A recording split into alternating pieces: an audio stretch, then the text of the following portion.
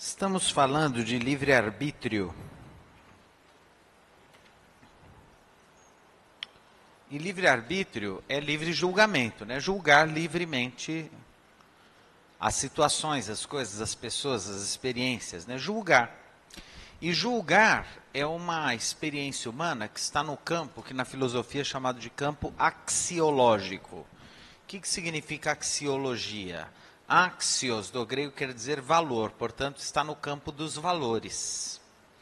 Nós, o tempo todo, valoramos e, eventualmente, valorizamos as coisas, né? O que é valorar? É atribuir um valor, que pode ser naturalmente positivo ou negativo, tanto do ponto de vista material, financeiro, econômico, como do ponto de vista estético, né? Isso é bonito, isso é feio, como do ponto de vista ético, isso é bom, isso é mal, isso é moral, isso é imoral, como do ponto de vista prático, isso é adequado, isso é inadequado. Então, o tempo todo, o ser humano está envolto com a necessidade própria da condição humana de estabelecer valores à sua volta, né? E isso a gente faz desde que nasce. Então, a criança, ela, curiosamente, logo nos primeiros dias de vida, ela já vai fazendo escolhas. Quem aí é mãe de muitos filhos sabe que nenhum bebê é igual ao outro, né? Às vezes tem bebê que chora muito, tem bebê que chora menos, tem bebê que exige mais cuidados, tem bebê que é mais tranquilo, tem uns que dormem mais, tem uns que dormem menos, tem uns que aceitam a amamentação, né, com uma facilidade muito mais do que outros que às vezes rejeita o leite, rejeita o bico do seio, rejeita isso, rejeita aquilo, né? Então, assim, cada criatura já traz, ao nascer, elementos próprios de sua personalidade, né, espiritual. E isso não quer dizer que essa personalidade espiritual seja imutável, mas naturalmente, durante um certo tempo, nós fixamo-nos em determinadas características do nosso ser espiritual que trazemos naturalmente a cada encarnação que temos. E vamos fazendo essas escolhas, né? Uma das características próprias da condição humana, e é uma característica malandra do ser humano, o pensador francês Jean-Paul Sartre vai dar nome nisso de má-fé. O que é a má-fé?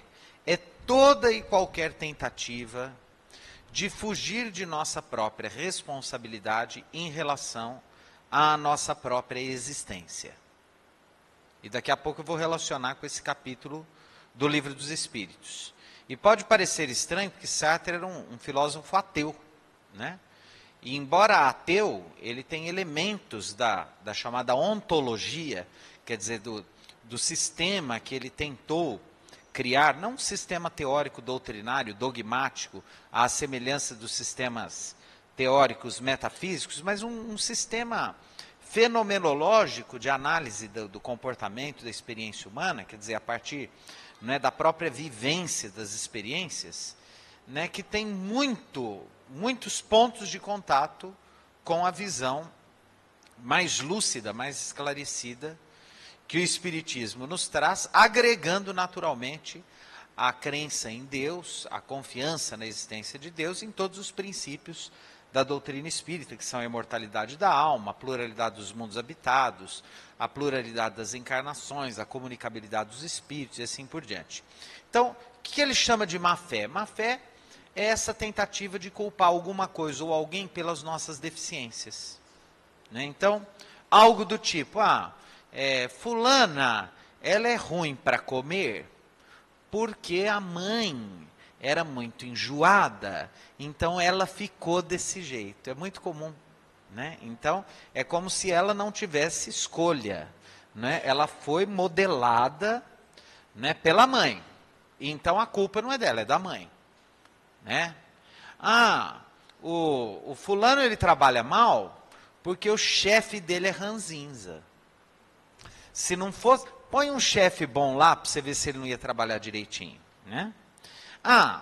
O fulano ele não faz isso porque, né, é aquilo outro, porque a mãe não deixa, ou é o marido. Meu marido é problema, ou né? Meu filho é problema, ou minha mãe é problema, ou meu chefe é problema. Né? Ou às vezes, eu sou o problema, mas não eu mesmo, meu corpo. Né? Porque desde o pensamento cartesiano, eu e meu corpo somos coisas diferentes. Né? É assim, ó. Ah, eu queria ir, mas a coluna não deixa. A coluna é um ser diferente de mim que me impede de ir. É óbvio, né, que a gente está exagerando. É lógico que tem situações na vida em que realmente o corpo é um entrave. Mas se a gente parar para pensar, a gente aprende desde cedo a malandramente dar uma exagerada, assim. Né? Ah, por que você faltou no Senai? Estava ventando muito, eu não posso com friagem. Né? Constipa. Então, assim, é a friagem, eu não posso com isso, eu não posso com aquilo, é a labirintite. Então, eu vou criando, quando eu não tenho ninguém para culpar, quando eu não tenho ninguém para pôr a culpa sobre a minha preguiça, minha má vontade, ou às vezes a minha liberdade, porque ninguém é obrigado a fazer nada que não queira, de verdade. Mas como nós aprendemos muito cedo que tem coisas que nos causam uma certa vergonha, por exemplo, ser preguiçoso é algo que a gente aprende que é feio. Então, dificilmente a gente vai assumir que... Por que você não foi? Ah, porque eu estava com preguiça e não quis ir. Pronto. Dificilmente nós assumimos as nossas escolhas de cabeça erguida e assim, ó, é isso, não tem desculpa e pronto. Acabou. Por quê? Porque a gente tem essas, né, dos deveres, tá? A gente aprende que é feio, que é isso, que é aquilo, né? Por que você, né? Às vezes a gente faz até por uma certa caridade, né? Por que você não comeu tudo? Ah, porque eu não estou bem. Não, é porque estava horrível a comida. E a gente não vai falar porque a gente aprendeu também que não deve se falar. Enfim, nós vivemos dominados pela má fé, né? Por tentativas de enganar a si mesmo, de enganar o outro, de subverter, de malandramente tentar fugir de nossas próprias responsabilidades diante de nossa própria consciência de nossa própria vida. Esses dias eu estava lendo uma entrevista de um psicólogo norte-americano que ele passou 60 anos da vida dele entrevistando criminosos em penitenciárias lá dos Estados Unidos. Ele entrevistou desde pequenos delinquentes até psicopatas perigosíssimos. E o resultado das pesquisas que ele fez, né, em 60 anos de trabalho foi muito interessante.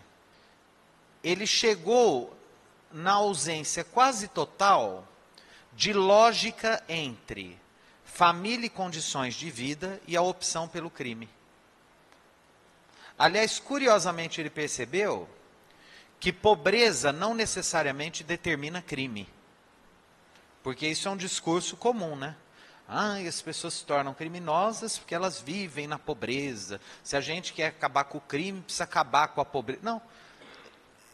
Estatisticamente, os que cometem crimes estão longe de ser os mais pobres, inclusive.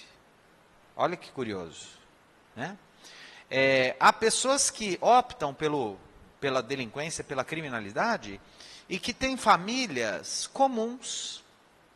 Às vezes, numa mesma casa, um filho faz uma escolha muito socialmente aceita, adequada, o outro se torna, não é, um violador da lei, um criminoso, alguém com uma vida, né, inadequada e assim por diante. E vieram da mesma casa, do mesmo lar, da mesma criação. Sabe por quê? Porque nós somos livres. E às vezes os pais ficam assim, onde foi que eu errei? Né, em algum momento, o que a gente podia ter feito? Bom, quanto a isso, nós vamos pensar no seguinte. Obviamente, como nós somos seres imperfeitos, nós sempre vamos encontrar falhas na nossa atividade em todos os setores, né? Eu estou aqui à frente dessa tribuna há exatos 21 anos, regularmente. E eu falhei inúmeras vezes, e falho inúmeras vezes. Erro várias vezes. Mas eu sou insistente. Um pai erra, um médico erra, um professor erra, uma dona de casa erra, uma mãe erra, todo mundo erra. Se a gente não errasse, a gente não estaria reencarnado na Terra, a gente estaria em mundos superiores.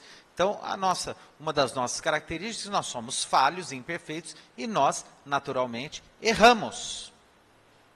Então, nós vamos encontrar, se eu sou pai, eu vou olhar à minha volta, obviamente eu vou encontrar pais que provavelmente são melhores do que eu. Ou alguns bem piores, outros muito parecidos comigo. Uma mãe, idem, uma mãe, às vezes mais carinhosa, mais atenta, mas tem mães terríveis, e tem mães muito mais maravilhosas do que você, do que eu, quer dizer, né? Pais, mães. Então, assim, como nós vamos encontrar irmãos e profissionais e religiosos, né? Nós temos uma diversidade de personalidades espirituais infinda, né? E cada um com suas características muito próprias, com seus elementos, né? Com seus aspectos de caráter, com seus erros e acertos. Mas em momento algum, embora a gente possa contribuir naturalmente com a experiência de vida do outro, principalmente se nós vivemos juntos, se nós tivemos um contato, isso jamais irá determinar as escolhas do outro, porque ele é um espírito livre. Ele tem absoluta liberdade, como nós temos, de escolher os seus caminhos e nós de escolhermos os nossos caminhos. Então, na questão 843, Allan Kardec indaga se o homem tem livre-arbítrio nos seus atos. E sim, absolutamente, em tudo, né? Depois ele insiste, goza do livre-arbítrio desde o nascimento? Desde o nascimento.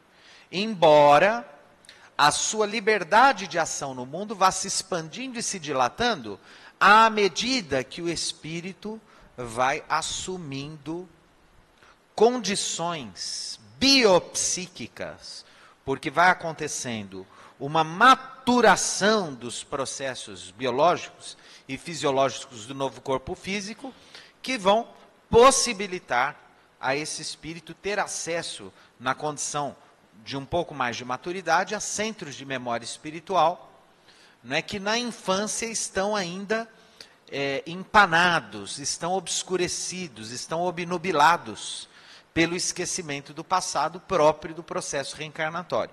Então, isso vai se expandindo, né? A criança, quando chega aos 7, 8 anos, ela já começa a revelar alguns aspectos da personalidade, né?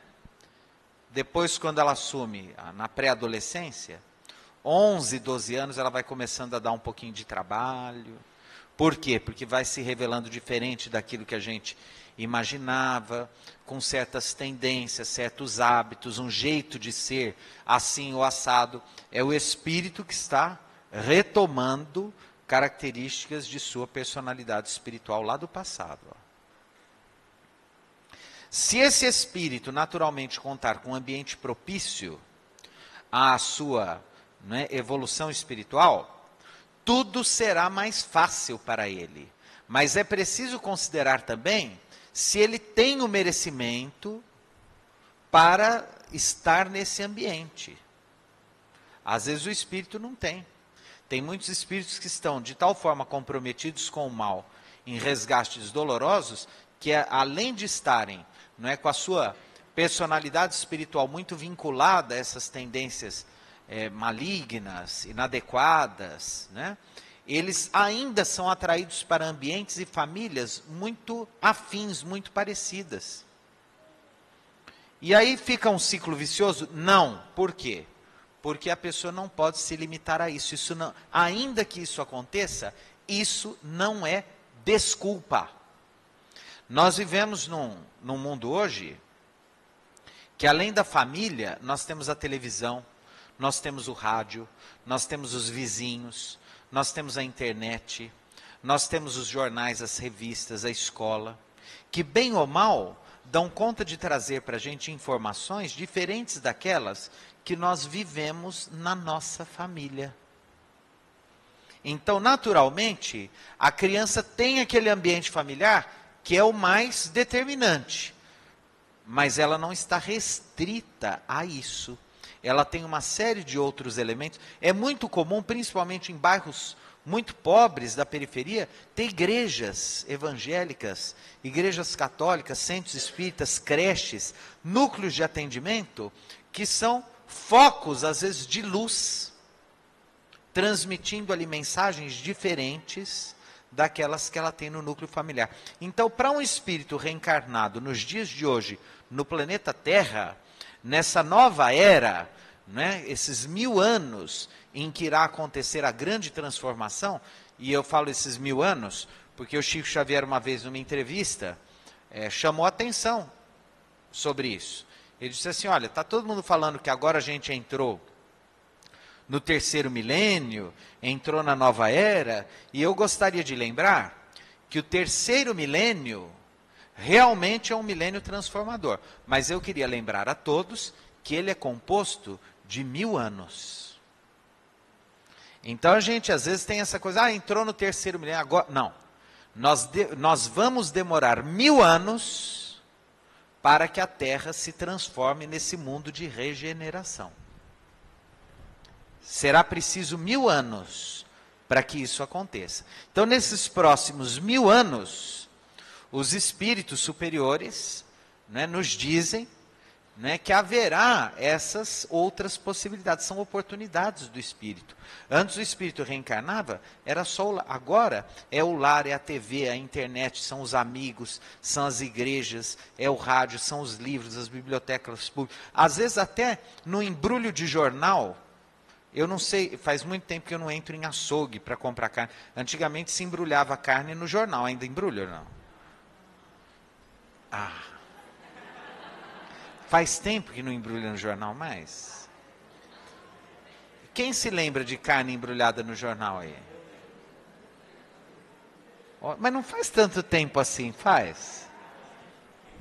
Que coisa, como eu estou velho.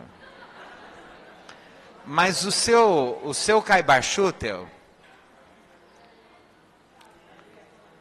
o apóstolo do Espiritismo, bandeirante do Espiritismo,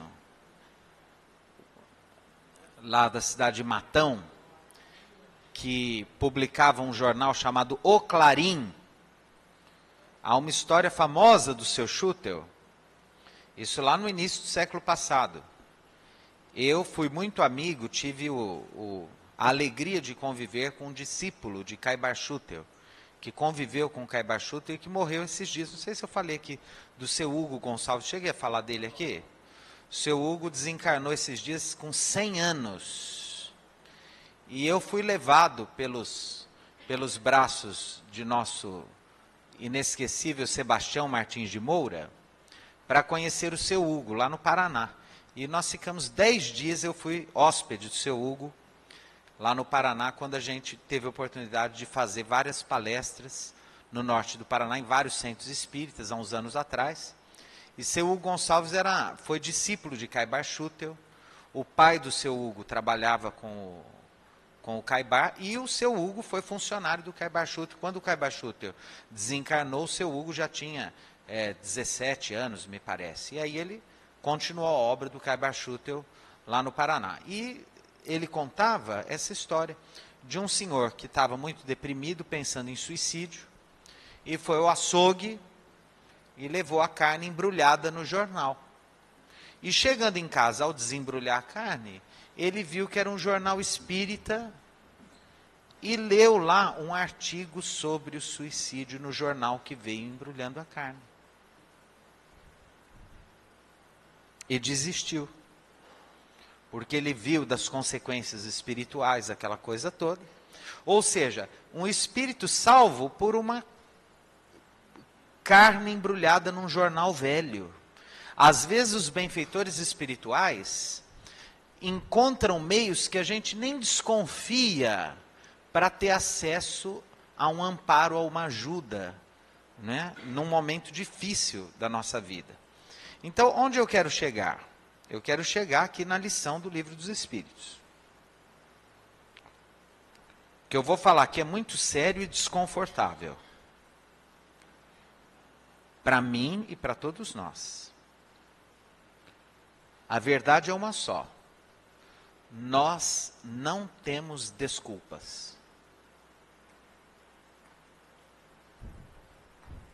Não tem desculpa. Quando a gente erra porque é sem vergonha mesmo. E cada vez que a gente erra, é um compromisso assumido. E eu não estou querendo dizer que a gente não vai errar nunca mais, porque a gente é da nossa condição no mundo de imperfeição. O Emmanuel diz que a gente tem milênios de sombras, duelando com anseio de luz. Então, de sombras, nós temos milênios. De luz, a gente tem só o anseio, a vontade, o desejo. O que é importante? É importante não desistir. Continuar. Mesmo por entre sofrimentos, lágrimas, dificuldades, nós não podemos desistir de nós mesmos. E nós vamos errar muito. Com uma questão, não tem desculpas. Todos nós, quando nos equivocamos, quando erramos, quando caímos, sabemos exatamente como deveríamos ter feito e não fizemos. E como saber se estamos errando ou não? A doutrina espírita, de novo, para nós, será muito objetiva, muito clara, muito luminosa e muito desconfortável para todos nós. Ou seja, hoje eu estou como aquele capítulo do Evangelho. Eu não vim trazer a paz, eu vim trazer a espada. Nós sairemos daqui todos muito incomodados, muito desconfortáveis. Esse é meu objetivo aqui hoje. Por quê? Porque o Espírito de Verdade diz que quando quisermos saber se estamos acertando ou errando, é só nós pensarmos no que faria o Cristo no nosso lugar naquela situação. Se cada vez que a gente tiver dúvidas sobre como agir, a gente perguntar, se eu fosse Jesus, Jesus no meu lugar faria o quê? E por que eu disse desconforto? Porque se a gente começar a fazer um inventário aqui da nossa vida, nós vamos ver que dificilmente, de quando nós nascemos até esse momento aqui agora, ó, dificilmente nós vamos nos achar parecidos com Jesus em algum momento. Raramente.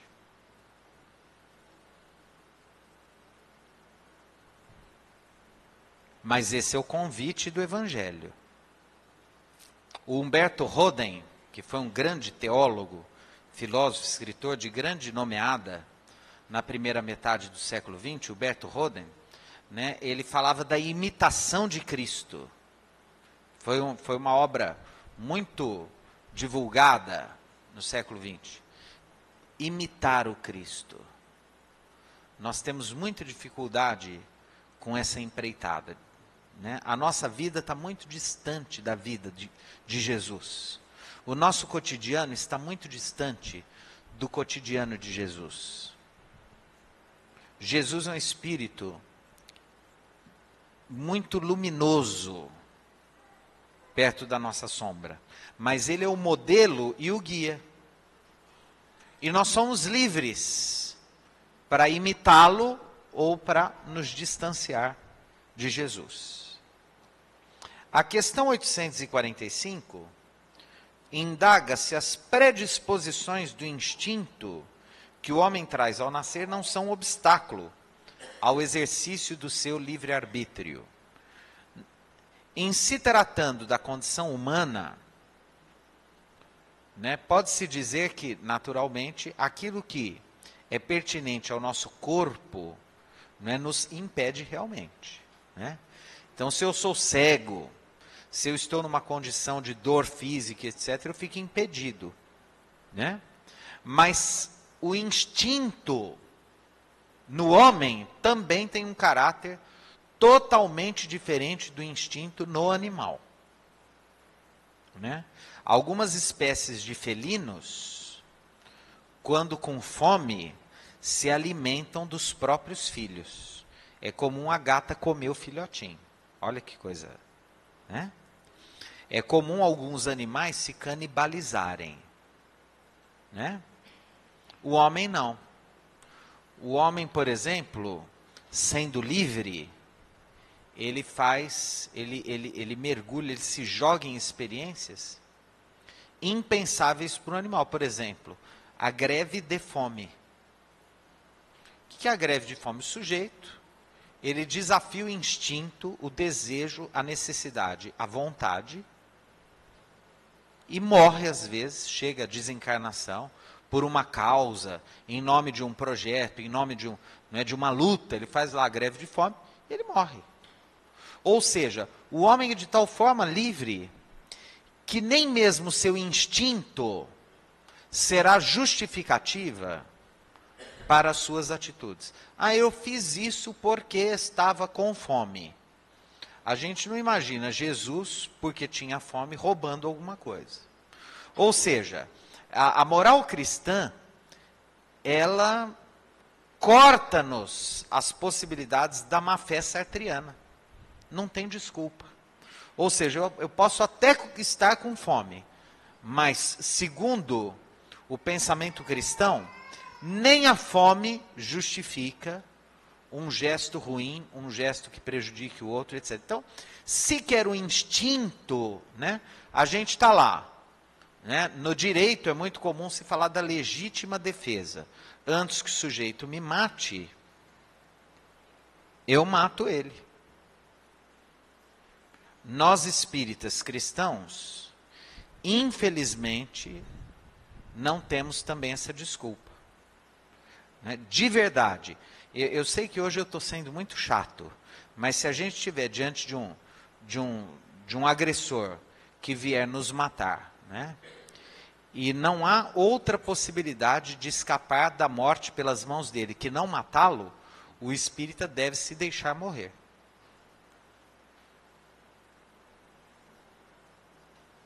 A não ser que ele consiga. Se der para sair correndo, é melhor. Mas para a moral cristã evangélica, deixe que ele cometa o assassinato, não você.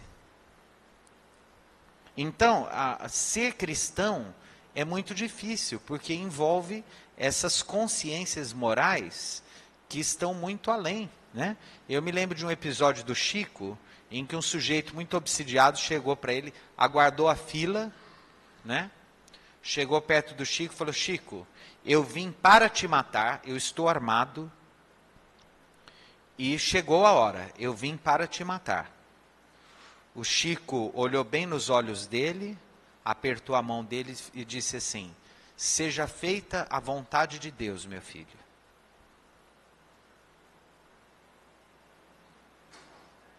E aí, diz que o moço caiu num choro terrível, foi atendido, porque ele estava sob a ação de espíritos obsessores, que estavam muito irritados com o trabalho de amor do Chico Xavier. E olha outro recado aqui, quando a gente resolve viver o Evangelho, se prepare, vai vir paulada de todos os lados.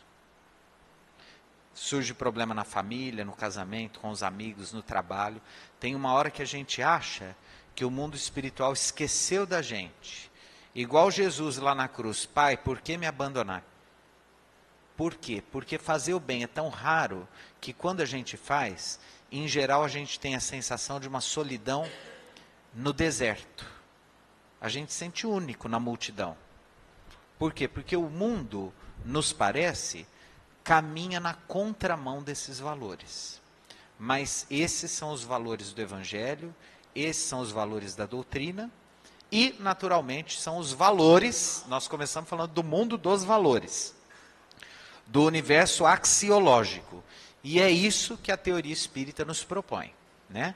Uma vivência lúcida, livre, não é, com absoluta consciência de si mesmo e de cada gesto, de cada passo que viermos dar, sempre lembrando da afirmativa evangélica, que nos diz que a cada um será dado segundo suas obras.